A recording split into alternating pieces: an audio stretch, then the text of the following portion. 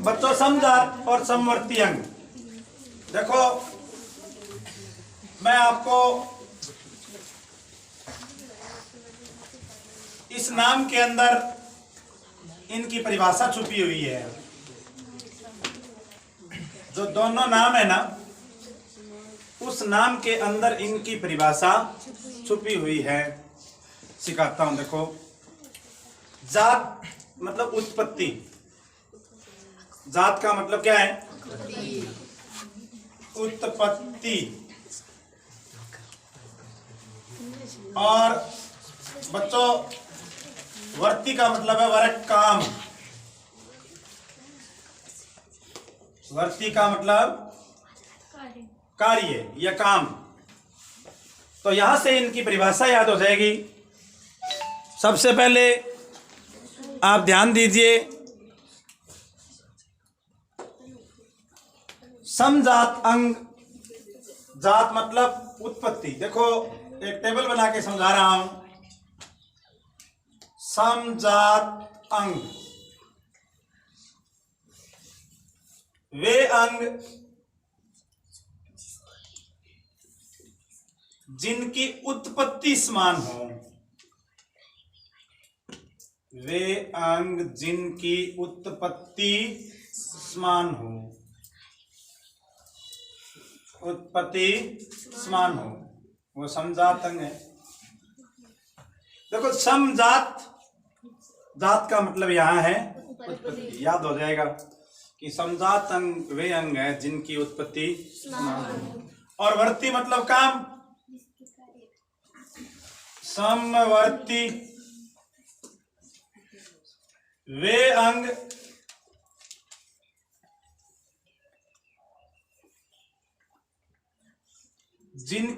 जिनका कार्य समान हो।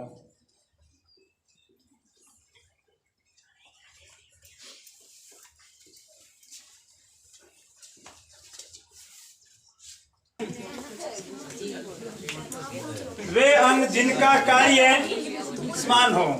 देखो बच्चों, एक चीज समान है ना, तो दूसरी चीज अलग अलग है होगी। लिखनी है आपको। वे अंग जिनका कार्य समान हो। अब देखो समझा, वे अंग जिनकी उत्पत्ति समान हो लेकिन कार्य अलग अलग हो। कार्य अलग अलग हो, वो अंग है बच्चों समजात अंग होते हैं। और वे अंग जिनका कार्य समान हो लेकिन उत्पत्ति अलग अलग हो। लेकिन उत्पत्ति अलग अलग हो।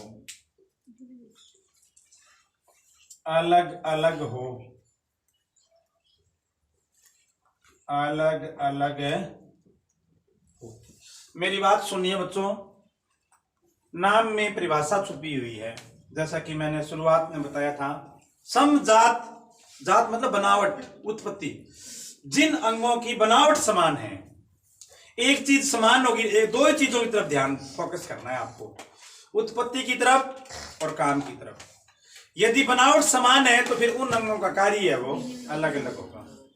अब बच्चों देखो, हम कोई वैज्ञानिक तो है नहीं। हमें वैज्ञानिक बनना है तो हमें बनावट का पता नहीं लगेगा, हमें काम देखना है।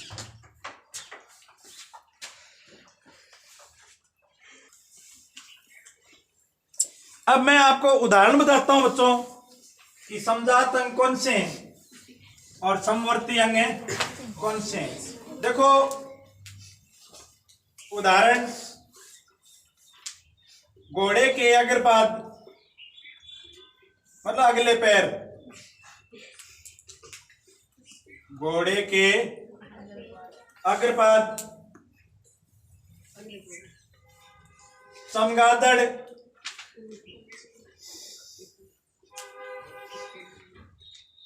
के पंख।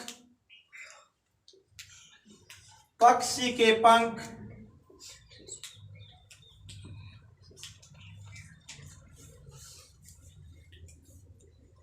मनुष्य के अग्रपाद।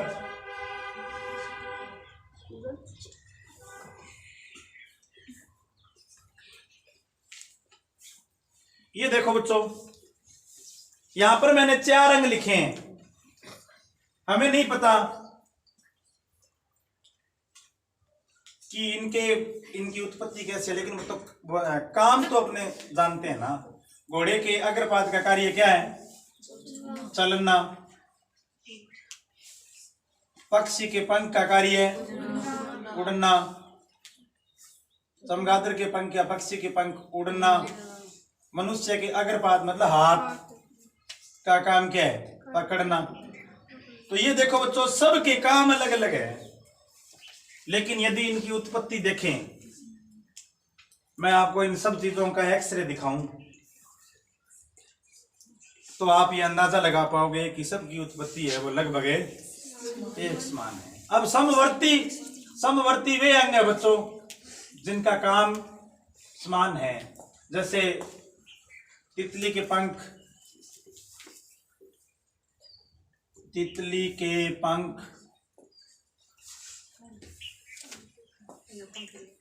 चमगादड़ के पंख।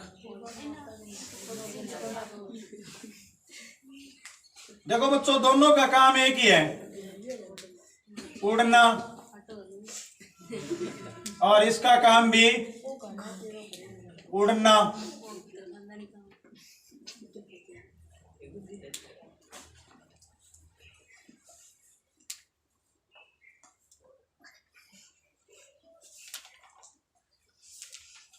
मेरी बात सुनो बच्चों, उत्पत्ति का ज्ञान तो तब होगा जब हमें वो अंग दिखाए जाए, लेकिन कार्य का तो नॉलेज है।